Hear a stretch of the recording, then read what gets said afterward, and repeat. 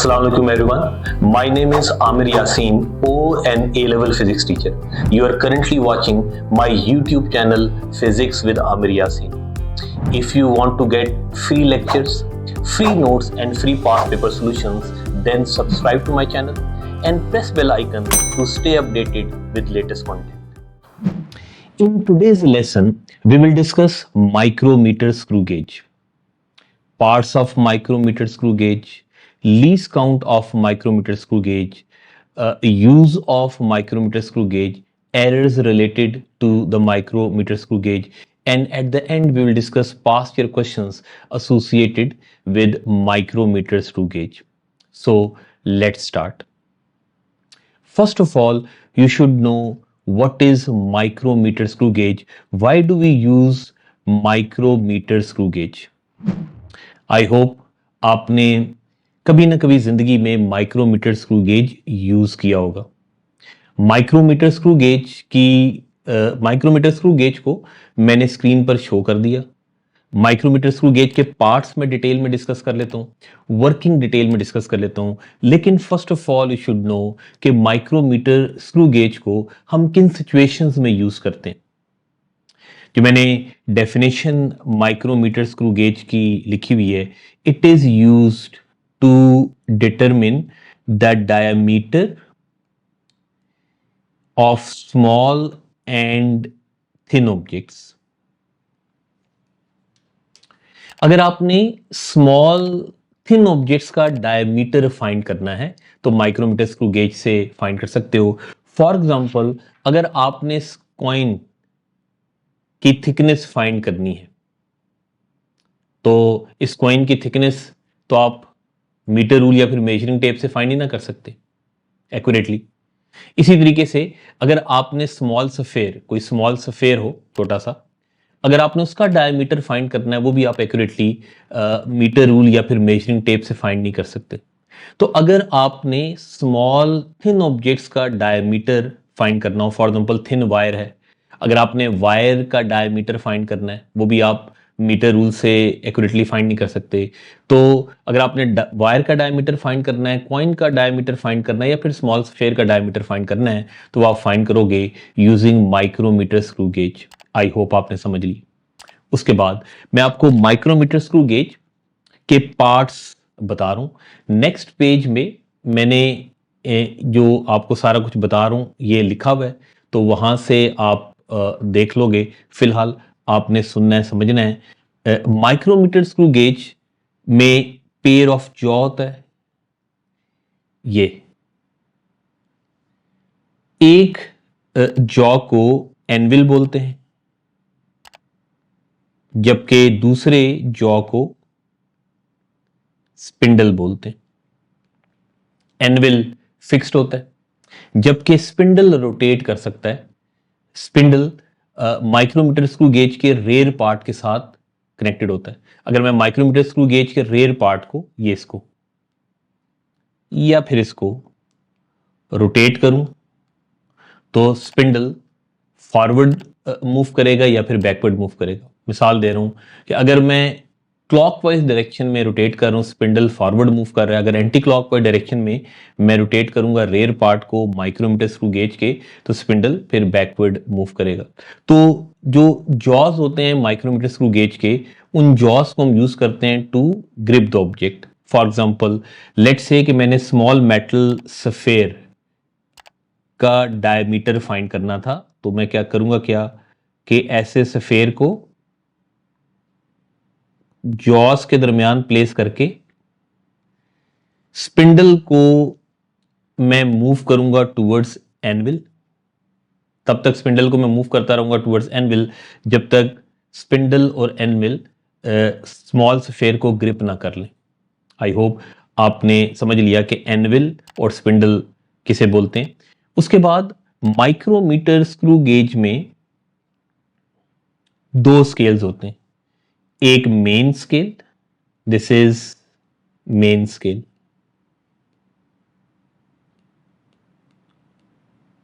And other scale is circular scale, this is circular scale. Main scale की जो smallest division होती है वो 0.5 मिलीमीटर होती।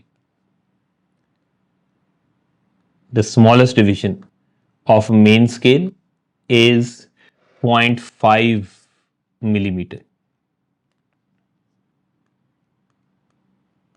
मेन स्केल को रीड कैसे करते हैं आगे चलकर मैं डिटेल में आपको बता देता हूं, लेकिन फिलहाल मैं आपको ये बता रहा हूं कि माइक्रोमीटर स्क्रू गेज में दो स्केल्स होते हैं, एक मेन स्केल दूसरा सर्कुलर स्केल।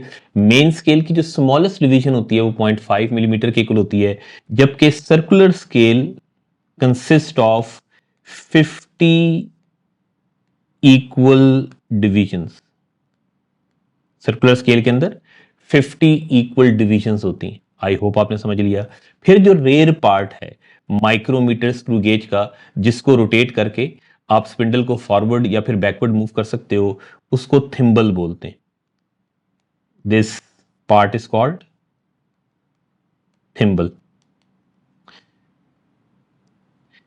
स्पिंडल थिम्बल के साथ भी कनेक्टेड होता है और रैचेट के साथ भी कनेक्टेड होता है। ये जो पार्ट है ना, इसको रैचेट बोलते हैं। ठीक है, तो स्पिंडल थिम्बल के साथ भी कनेक्टेड होता है इंटरनली, रैचेट के साथ भी इंटरनली कनेक्टेड होता है। थिम्बल और रैचेट दोनों को रोटेट करके आप स्पिंडल को फॉरवर्ड या फिर बैकवर्ड मूव कर सकते हो। अब जब आपने स्पिंडल को फॉरवर्ड या फिर बैकवर्ड मूव करना है तो रैचेट के थ्रू मूव करोगे या फिर थिम्बल के थ्रू मूव करोगे। इनिशियली हम स्पिंडल को थिम्बल के थ्रू रोटेट करके एनविल के करीब लेकर आते हैं, लेकिन जब हमने at the end finally object को ग्रिप करना होता है तो रैचेट के थ्रू ग्रिप करते हैं। रैचेट के थ्रू जब आप ऑब्जेक्ट को ग्रिप करोगे तो इसका फायदा ये होगा कि जब स्पिंडल और एनविल ऑब्जेक्ट को ग्रिप कर लेंगे, यानी कि जब ऑब्जेक्ट जॉज में ग्रिप हो जाएगा, उसके बाद अगर आप रैचेट को फर्दर रोटेट भी करते हो तो फिर जॉज फर्दर मूव नहीं करेंगे, ऑब्जेक्ट के ऊपर अनड्यू प्रेशर एग्जर्ट नहीं होगा। जब आप रैचेट को फर्दर रोटेट करोगे, एक दफा जॉज ने ऑब्जेक्ट को ग्रिप कर लिया, उसके बाद अगर आप रैचेट को फर्दर रोटेट करते भी हो तो रैचेट के अंदर गियर होता है जो कि स्लिप होना शुरू हो जाता है, क्लिक की साउंड आना शुरू हो जाती है। ये इस चीज का एविडेंस होता है कि जॉज ने ऑब्जेक्ट को ग्रिप कर लिया। फर्दर आप रैचेट को रोटेट ना करो, अगर करते भी हो तो रैचेट के अंदर जो गियर है वो स्लिप होना शुरू हो जाता है, क्लिक की साउंड कंटिन्यूसली आना शुरू हो जाती है। लेकिन अगर आप थिम्बल के थ्रू जॉस को क्लोज करते हो तो जोर लगाकर जितना भी आप जॉस को जोर से क्लोज करना चाहो कर सकते हो। इससे होगा क्या कि ऑब्जेक्ट के ऊपर अनड्यू प्रेशर एग्जर्ट होगा, आपके पास एक्यूरेट रीडिंग नहीं आएगी। आई होप आपने समझ ली। तो मैंने आपको पार्ट्स बताए माइक्रोमीटर स्क्रू गेज के, ये मैंने यहाँ पर भी पार्ट्स लिखे हुए हैं, ये मैंने वेक्टर डायग्राम बनाई हुई है माइक्रोमीटर स्क्रू गेज की। वही सारा कुछ जो मैंने आपको पिछले पेज पर बताया, अब मैंने वेक्टर डायग्राम के थ्रू डायग्राम बनाई हुई है। दो जॉज हैं, एक एनविल दूसरा स्पिंडल। एनविल फिक्स्ड जॉ होता है, स्पिंडल रोटेट कर सकता है, स्पिंडल फॉरवर्ड या फिर बैकवर्ड मूव कर सकता है। स्पिंडल किसके साथ अटैच्ड होता है? रैचेट के साथ भी और थिम्बल के साथ भी। उसके बाद दो स्केल्स होते हैं, एक मेन स्केल और दूसरा सर्कुलर स्केल। सर्कुलर स्केल को थिम्बल स्केल भी बोलते हैं। ये थिम्बल स्केल या फिर सर्कुलर स्केल एक ही बात है। उम्मीद है कि आपने समझ ली। उसके बाद जो सारा कुछ मैंने अभी आपको बताया, जो मैंने सारे पार्ट्स आपको बताए, वो वन बाय वन मैंने लिखे भी हुए हैं, तो इनको वन बाय वन हम पढ़ भी लेते हैं। Anvil, it is one of the jaws of micrometer screw gauge. It is fixed to one end of micrometer and is used to grip the object. उसके बाद जो दूसरा पार्ट होता है जॉज ऑफ माइक्रोमीटर का, उसको स्पिंडल बोलते हैं। It is other piece of jaw of micrometer. It is connected to the thimble and can be moved forward or backward by rotating thimble. It is used to grip the object along with the anvil. उसके बाद thimble, rear part of micrometer को thimble बोलते हैं। Thimble को rotate करके आप spindle को forward या फिर बैकवर्ड मूव कर सकते हो। उसके बाद रैचेट, रैचेट के थ्रू भी आप स्पिंडल को फॉरवर्ड या फिर बैकवर्ड मूव कर सकते हो। लेकिन एक दफा जब जॉज ऑब्जेक्ट को ग्रिप कर लें, रैचेट के थ्रू अगर आप स्पिंडल को मूव कर रहे हो तो फिर एक दफा जब जॉज ने ग्रिप कर लिया, उसके बाद फर्दर अगर आप रैचेट को रोटेट भी करते हो तो क्लिक की साउंड आना शुरू हो जाती है और फिर जॉज फर्दर आगे मूव नहीं करते। उसके बाद माइक्रोमीटर स्क्रू गेज में दो स्केल्स होते हैं, एक मेन स्केल और दूसरा circular scale. Main scale is calibrated in millimetre और जो स्मॉलेस्ट डिवीजन होती है मेन स्केल की वो 0.5 मिलीमीटर के इक्वल होती है। ये आपने याद रखना है। मेन स्केल की स्मॉलेस्ट डिवीजन 0.5 मिलीमीटर होती है और सर्कुलर स्केल थिम्बल के ऊपर कैलिब्रेट हुआ होता है और सर्कुलर स्केल के अंदर 50 इक्वल डिविजन्स होती हैं। ये भी आपने याद रखना। तो उम्मीद है कि आपको समझ में आ गया कि माइक्रोमीटर स्क्रू गेज कहते किसे, माइक्रोमीटर स्क्रू गेज को हम क्यों यूज करते हैं, किन सिचुएशंस में यूज करते हैं माइक्रोमीटर स्क्रू गेज के। उम्मीद है कि आपको पार्ट्स समझ में आ गए। अब पहले मैं आपको लीस्ट काउंट ऑफ माइक्रोमीटर बताने लगूं, फिर बताता हूं कि अगर आपने माइक्रोमीटर को यूज करना हो तो कैसे प्रैक्टिकली यूज करोगे, माइक्रोमीटर से रीडिंग कैसे नोट करती। लीस्ट काउंट याद है, मैंने पिछले लेसन्स में बताया था कि लीस्ट काउंट कहते किसे, the smallest reading which we can take through a device is called its least count. किसी भी डिवाइस से जो आप स्मॉलेस्ट रीडिंग नोट कर सकते हो उसको लीस्ट काउंट ऑफ डिवाइस बोलते हैं। माइक्रोमीटर स्क्रू गेज का लीस्ट काउंट अगर आपने फाइंड करना हो, कैसे फाइंड करोगे, ना सिर्फ मैं आपको एक्सप्रेशन बता रहा हूं लीस्ट काउंट फाइंड करने का, बल्कि माइक्रोमीटर के लीस्ट काउंट की न्यूमेरिकल वैल्यू भी बता रहा हूं। Least count of micrometer, smallest division of main scale divide by number, total number of divisions of circular scale के इक्वल होता है। तो अगर आपने माइक्रोमीटर का लीस्ट काउंट फाइंड करना है तो इस एक्सप्रेशन से फाइंड कर सकते हो। Smallest division of main scale divide by total number of divisions of circular scale. तो जो स्मॉलेस्ट डिवीजन है मेन स्केल की वो 0.5 मिलीमीटर होती है और जो टोटल नंबर ऑफ डिविजन्स हैं सर्कुलर स्केल की वो 50 होती हैं। तो बताओ कि फिर माइक्रोमीटर का लीस्ट काउंट 0.01 मिलीमीटर आएगा कि नहीं आएगा। उम्मीद है कि आपने समझ ली। तो याद कर लो, ये तो मैंने एक्सप्रेशन आपको बताया ना, एक्सप्रेशन आपने याद नहीं रखना, ये तो मैंने आपको तरीका बताया है कि माइक्रोमीटर स्क्रू गेज का लीस्ट काउंट हम कैसे फाइंड करते हैं। लेकिन याद कर लो, क्वेश्चन सॉल्व करते वक्त, माइक्रोमीटर को यूज करते वक्त आपको माइक्रोमीटर के लीस्ट काउंट की जरूरत पड़ेगी। माइक्रोमीटर का लीस्ट काउंट 0.01 मिलीमीटर के इक्वल होता है। आई होप आपने समझ ली। अब बताने लगूं बच्चों कि अगर आपने माइक्रोमीटर को रीड करना हो, अगर आपने माइक्रोमीटर को यूज करके वैल्यू फाइंड करनी हो डायमीटर की, किसी भी थिन या फिर स्मॉल ऑब्जेक्ट की, तो कैसे फाइंड करोगे। फॉर एग्जाम्पल अज्यूम कर रहा हूं कि मैंने इस स्फेयर की डायमीटर फाइंड करना था यूजिंग माइक्रोमीटर स्क्रू गेज। सबसे पहले मैं क्या करूंगा कि स्फेयर को प्लेस करूंगा between the jaws of micrometer, फिर स्पिंडल को एनविल के करीब लेकर आऊंगा थ्रू थिम्बल और फिर एंड पर जब जॉज ने ग्रिप करना है ऑब्जेक्ट को तो वो मैं रैचेट के थ्रू मेटल स्फेयर को ग्रिप करूंगा between the jaws of micrometer. एक दफा जब जॉज ग्रिप कर लेंगे स्फेयर को तो फिर मैं कैसे रीडिंग्स नोट करूंगा, इन रीडिंग्स से फाइनल आंसर कैसे फाइंड करूंगा बताने लगूं। सबसे पहले आपने मेन स्केल रीडिंग नोट करनी है। ये नेक्स्ट पेज पे मैंने लिखा हुआ है, फिलहाल आपने सुनना है। सबसे पहले आप मेन स्केल रीडिंग नोट करोगे। कैसे? आप देखोगे कि मेन स्केल पर कौन सी डिवीजन आपको क्लियरली नजर आ रही है बिफोर द सर्कुलर स्केल। दोबारा बता रहा हूं, मेन स्केल की कौन सी रीडिंग आपको क्लियरली नजर आ रही है बिफोर सर्कुलर स्केल, ठीक है। फिर उसके बाद आप सर्कुलर स्केल रीडिंग नोट करोगे।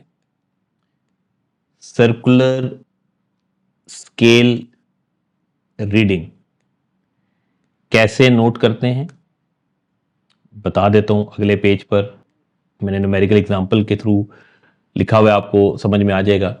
तो पहले आपने मेन स्केल रीडिंग नोट करनी है, फिर सर्कुलर स्केल रीडिंग नोट करनी है, दोनों को ऐड कर दोगे तो आपके पास फाइनल रीडिंग यानी कि डायमीटर ऑफ स्फीयर आ जाएगा।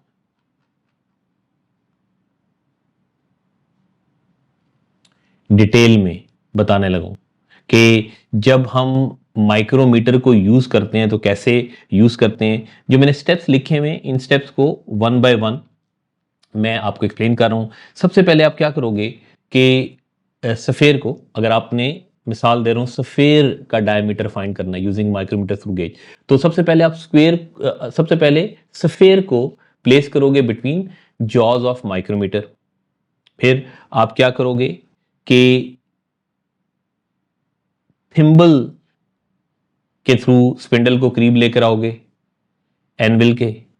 फिर रैचेट के थ्रू आप सफेयर को ग्रिप कर लोगे between the jaws of micrometer. फिर आप मेन स्केल रीडिंग नोट करोगे। बता दिया कि मेन स्केल रीडिंग कैसे नोट करते हैं। अभी अगले पेज पर मैं फाइंड करके भी देता हूं, आपको बेहतर समझ में आ जाएगा। आप देखोगे कि मेन स्केल की कौन सी डिवीजन, मेन स्केल ये मेन स्केल है। मेन स्केल की कौन सी डिवीजन आपको क्लियरली नजर आ रही है बिफोर द सर्कुलर स्केल, वो आपकी मेन स्केल रीडिंग होगी। फिर उसके बाद आप सर्कुलर स्केल डिवीजन नोट करोगे। सर्कुलर स्केल डिवीजन देखोगे कि कौन सी डिवीजन सर्कुलर स्केल की एग्जैक्टली कोइंसाइड कर रही है with horizontal line of main scale. ये भी मैं आपको नेक्स्ट पेज पे और क्लियरली बता दे तो समझ में आ जाएगा। फिर आप क्या करोगे कि सर्कुलर स्केल डिवीजन को लीस्ट काउंट से मल्टीप्लाई करोगे। 0.01 मिलीमीटर होता है ना लीस्ट काउंट ऑफ माइक्रोमीटर। तो सर्कुलर स्केल डिवीजन को लीस्ट काउंट से मल्टीप्लाई करोगे, आपके पास सर्कुलर स्केल रीडिंग आ जाएगी, मेन स्केल रीडिंग। और सर्कुलर स्केल रीडिंग को फिर आप ऐड कर लोगे तो आपके पास फाइनल रीडिंग यानी कि डायमीटर ऑफ स्फीयर आ जाएगा। जो कुछ मैंने बच्चों बताया आपको लिखा हुआ है आपके सामने, इसको मैं इस एग्जाम्पल के थ्रू दोबारा बता रहा हूं कि अगर आपने माइक्रोमीटर को रीड करना हो कैसे रीड करोगे। तो मेरी अजम्पशन है कि जब आपने स्फेयर को प्लेस किया बिटवीन जॉज ऑफ माइक्रोमीटर तो मेन स्केल और सर्कुलर स्केल की पोजीशन कुछ उस तरीके से बनी जैसे मैंने डायग्राम में शो की हुई। स्फेयर को मैंने प्लेस कर लिया ना, ग्रिप कर लिया बिटवीन जॉज ऑफ माइक्रोमीटर। हाँ, तो मेन स्केल और सर्कुलर स्केल उस तरीके से थे जिस तरह मैंने डायग्राम में शो किया। ये मेन स्केल ठीक हो गया और ये सर्कुलर स्केल। तो बार बार मैं क्या कह रहा हूं कि सबसे पहले आप मेन स्केल रीडिंग नोट करोगे।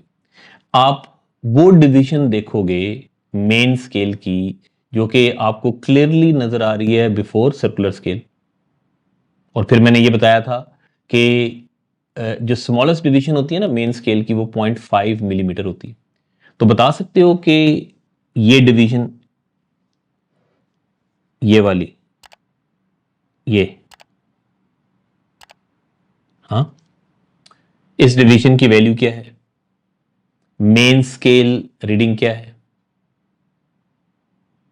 देखो ये वैल्यू 5 है ना, उससे अगर आप आगे चलो तो अगली वैल्यू 5.5, स्मॉलेस्ट डिवीजन 0.5 मिलीमीटर के इक्वल है ना। अगली वैल्यू 6, फिर 6.5, फिर 7, फिर 7.5। तो जो मेन स्केल रीडिंग है बताओ कि फिर वो 7.5 मिलीमीटर बन रही नहीं बन रही। उम्मीद है कि आपने समझ ली। उसके बाद आपने सर्कुलर स्केल डिवीजन देखनी है, आपने सर्कुलर स्केल की वो डिवीजन देखनी है, ये जिस पर मैंने रेड एरो लगाया। आपने सर्कुलर स्केल की वो डिवीजन देखनी है जो कि एग्जैक्टली कोइंसाइड कर रही है with horizontal line of main scale. ये हॉरिजॉन्टल लाइन है ना मेन स्केल की। तो बताओ बच्चों, कौन सी डिवीजन सर्कुलर स्केल की एग्जैक्टली कोइंसाइड कर रही है with horizontal line of main scale? देखो ना, ये रीडिंग 35 है ना, हाँ 35 से आगे जाओ 36, 37 एंड 38। तो बताओ कि फिर जो सर्कुलर स्केल डिवीजन है वो 38 है कि नहीं? फिर क्या करोगे? Circular scale division, circular scale reading find करने के लिए सर्कुलर स्केल डिवीजन को लीस्ट काउंट के साथ मल्टीप्लाई करोगे। तो लीस्ट काउंट 0.01 मिलीमीटर है ना, तो 0.38 मिलीमीटर। आई होप आपने समझ लिया।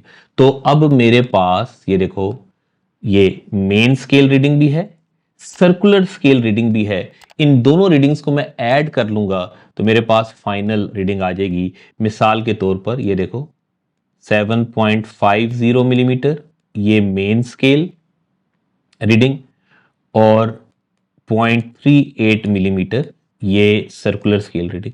तो इन दोनों रीडिंग्स को ऐड कर लूंगा तो मेरे पास फाइनल रीडिंग आ जाएगी। तो फाइनल रीडिंग फिर 7.88 मिलीमीटर बन रही है कि नहीं बन रही? तो डायमीटर ऑफ मेटल स्फीयर फिर 7.88 मिलीमीटर बन रहा है। आई होप आपने समझ ली। आई होप आपने समझ लिया है कि अगर आपने माइक्रोमीटर को रीड करना हो कैसे रीड करोगे।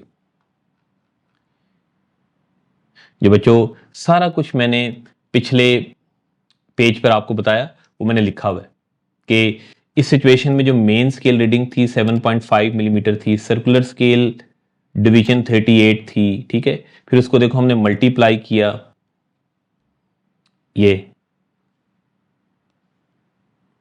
सर्कुलर स्केल रीडिंग कैसे फाइंड करते हैं? सर्कुलर स्केल डिवीजन को लीस्ट काउंट के साथ मल्टीप्लाई करके। हाँ, तो ये मेरे पास 7.5 मिलीमीटर मेन स्केल रीडिंग थी। ये मेरे पास सर्कुलर स्केल रीडिंग आ गई। फाइनल रीडिंग मैं कैसे फाइंड करूंगा? मेन स्केल रीडिंग में सर्कुलर स्केल रीडिंग को ऐड कर लूंगा तो मेरे पास फाइनल रीडिंग आ जाएगी। आई होप आपने समझ ली।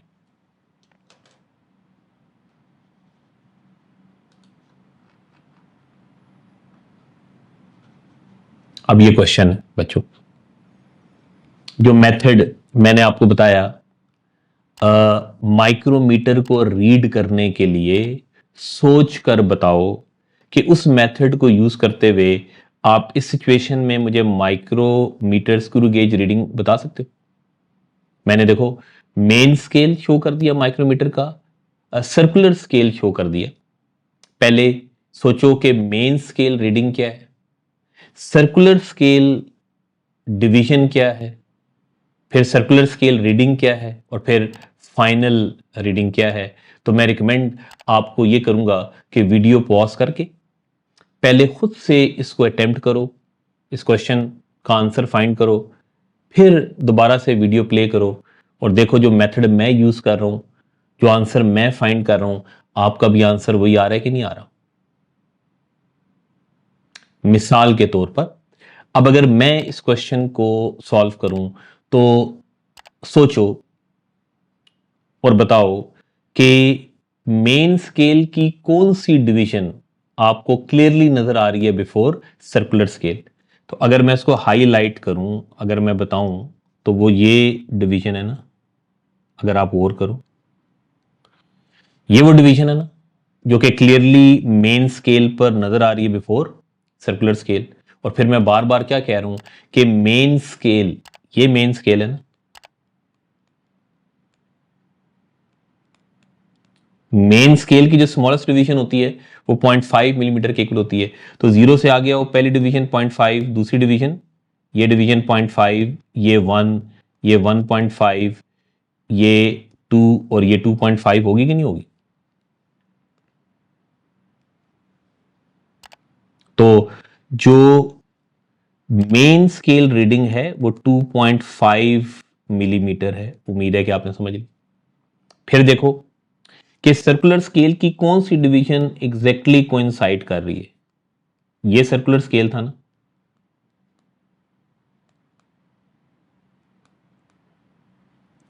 ये हॉरिजॉन्टल लाइन है मेन स्केल की। देखो कि सर्कुलर स्केल की कौन सी डिवीजन एग्जैक्टली कोइंसाइड कर रही है with horizontal line of main scale. वो 9th डिवीजन है। अगर आप और करो तो सर्कुलर स्केल डिवीजन 9 है। अब सर्कुलर स्केल डिवीजन को आप मल्टीप्लाई करोगे लीस्ट काउंट के साथ।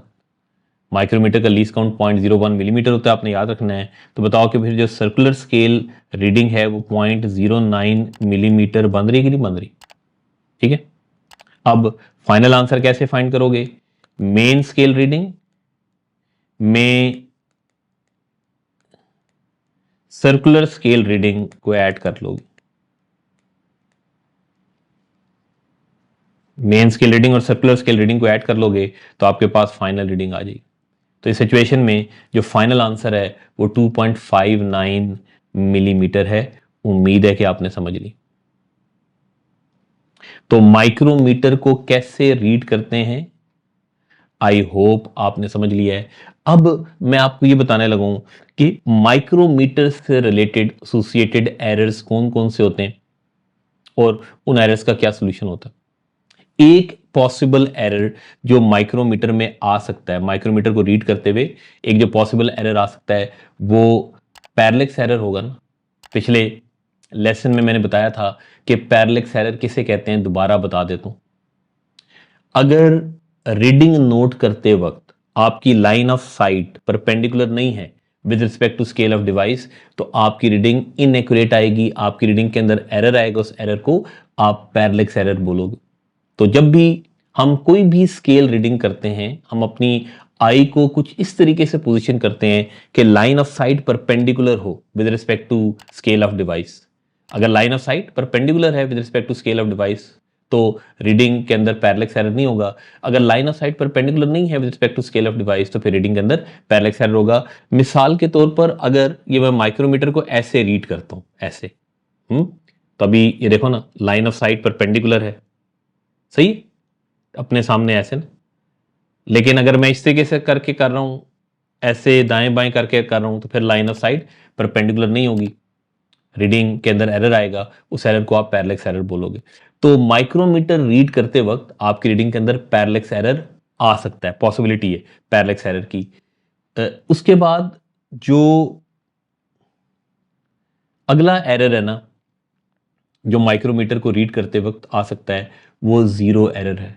तो आपने मेरी बात बहुत गौर से सुननी और समझनी है। माइक्रोमीटर के अंदर जीरो एरर कैसे पता लगेगा कि है कि नहीं है। जब आप माइक्रोमीटर यूज करने लगते हो तो माइक्रोमीटर को यूज करने से पहले हम देखते हैं कि माइक्रोमीटर के अंदर जीरो एरर है कि नहीं।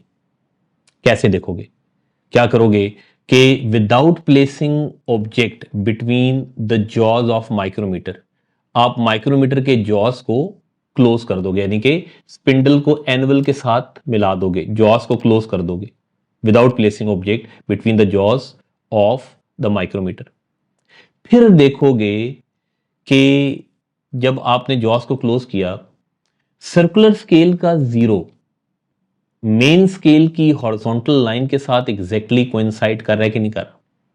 अगर सर्कुलर स्केल का जीरो मेन स्केल की हॉरिजॉन्टल लाइन के साथ एग्जैक्टली कोइंसाइड कर रहा है तो इसका मतलब है कि माइक्रोमीटर के अंदर जीरो एरर नहीं है। ये मैंने डायग्राम ए में शो किया है, देखो जरा डायग्राम नंबर ए में देखो कि ये सर्कुलर स्केल का जीरो बताओ एग्जैक्टली कोइंसाइड कर रहा है कि नहीं कर रहा with horizontal line of main scale.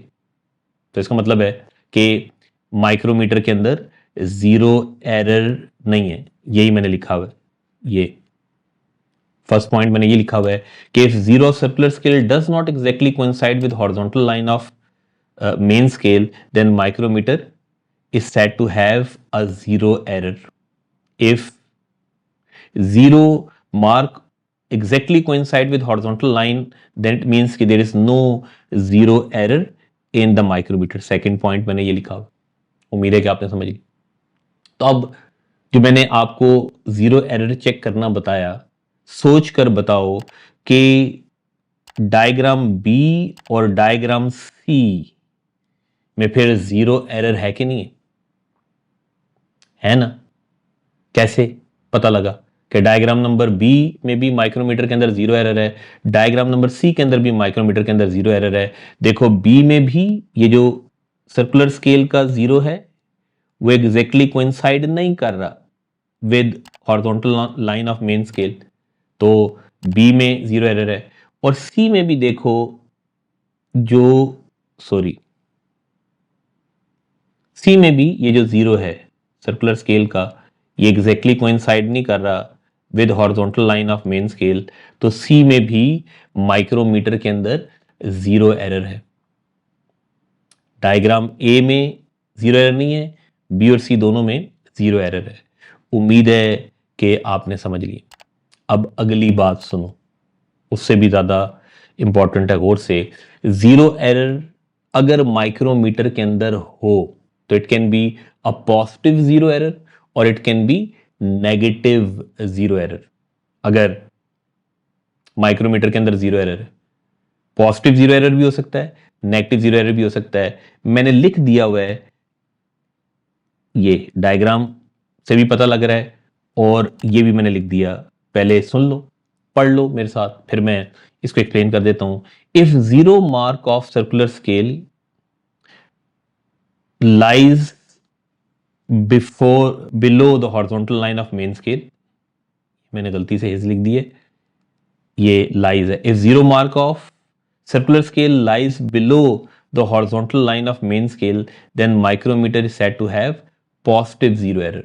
बताओ कि डायग्राम नंबर बी में जो जीरो है सर्कुलर स्केल का वो below horizontal line of main scale lie कर रहा है ना, तो अगर सर्कुलर स्केल का जीरो लाई कर रहा है below the horizontal line of main scale, तो ऐसे जीरो एरर को पॉजिटिव जीरो एरर बोलोगे। लेकिन अगर सर्कुलर स्केल का जीरो मेन स्केल की हॉरिजॉन्टल लाइन के ऊपर लाई कर रहा है तो ऐसे जीरो एरर को फिर आप नेगेटिव जीरो एरर बोलोगे।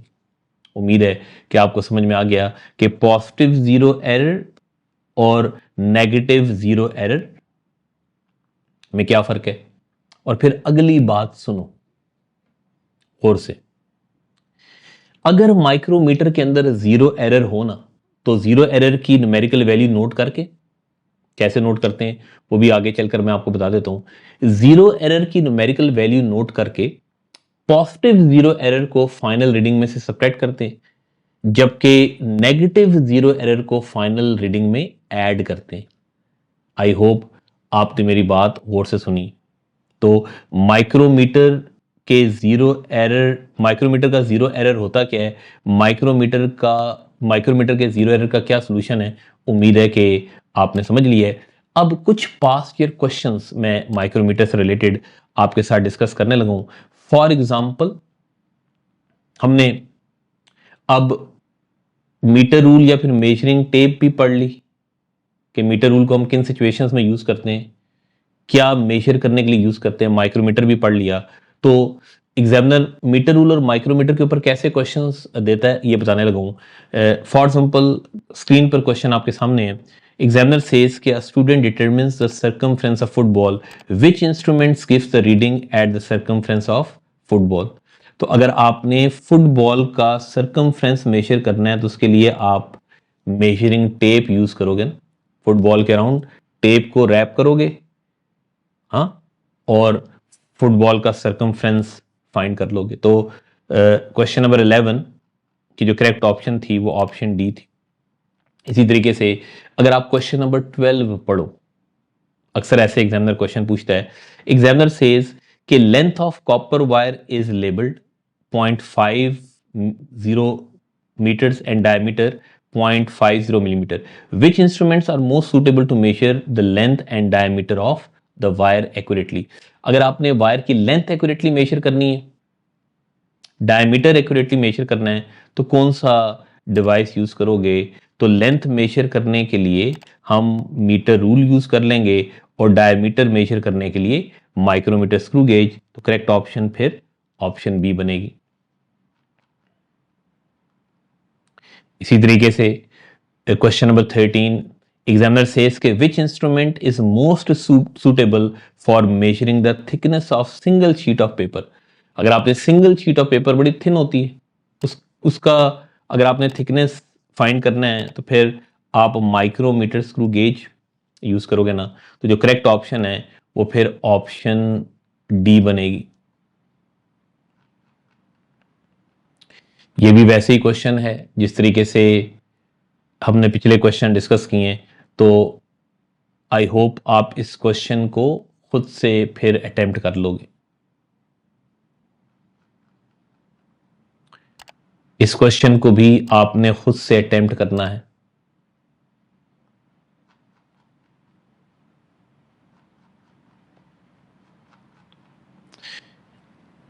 ये क्वेश्चन शायद मैंने ऑलरेडी आपके साथ पिछले लेसन में डिस्कस किया हुआ है।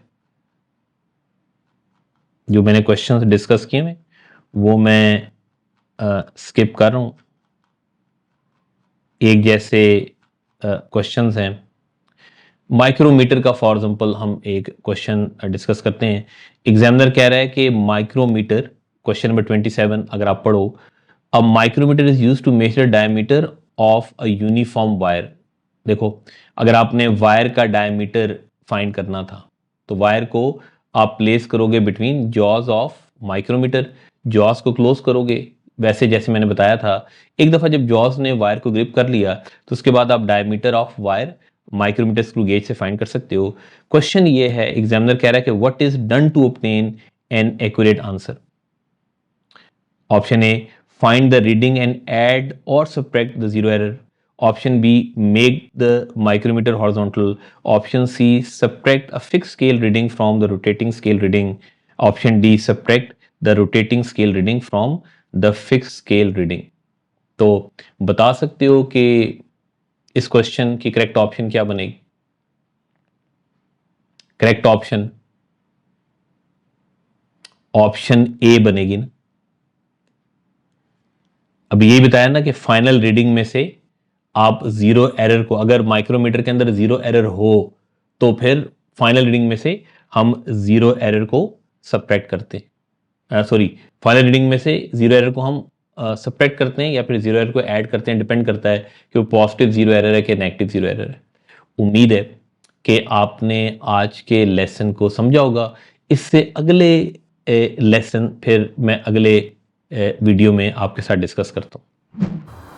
Now, if you want to further practice topical worksheets of this topic, if you want to get detailed notes of this topic, then go to my website, that is www.physicswithamiryasin.com. There you will find free learning resources.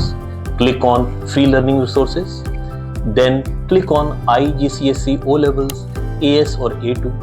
There you will find notes for all the chapters, all the topics. You will find topical worksheets of all the chapters, all the topics. You will find past papers and you will find syllabus and much more. Practice these things, you will easily get A and A star grade.